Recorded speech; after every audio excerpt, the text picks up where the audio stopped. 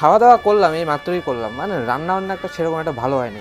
মাংসটার মধ্যে আর একটু লবণ লাগতো, তাও এই আর কি 17 টুকরা খাইলাম মাংস, বাট মজা লাগলো না আর কি। মাংসটা একটু যদি লবণ হইতো ভালো লাগতো, কিন্তু বউটা দেখো সেরকম কিন্তু একটা সুন্দর হয়নি, ঠিক না? মানে যেরকম ভেবেছিলাম, এক্সপেকটেশন ছিল আমাদের, মুখটা দেখো কীরকম একটা ব্যাকা ব্যাকা, আবার গায়ের কালারটাও কিন্তু শ্যামবর্ণ, সেরকম যে ওদের বাড়ির সবার মতো একটা ফর্সা হবে সেরকম একটা না। এদের বাড়ির প্যান্ডেল সেরকম একটা ভালো হয়নি।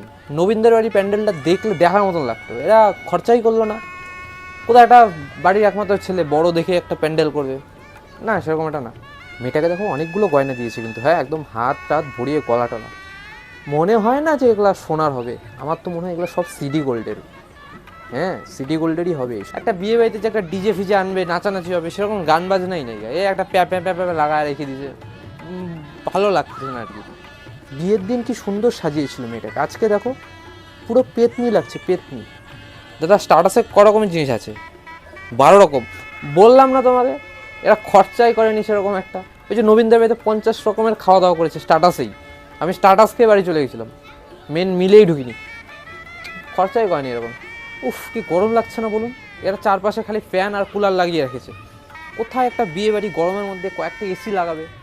খরচাই করতে চায় না, খালি বলে ফ্যান আর কুলার। দেখুন তো গরম অবস্থা কী হচ্ছে, ঘামই আসছে না। হ্যাঁ, খাওয়া দাওয়া হয়েছে মোটামুটি, সেরকম একটা রান্না বান্না আমার ভালো লাগেনি আর কি, তাও খেয়েছি আর কি।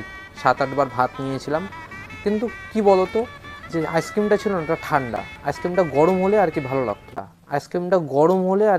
লাগতো।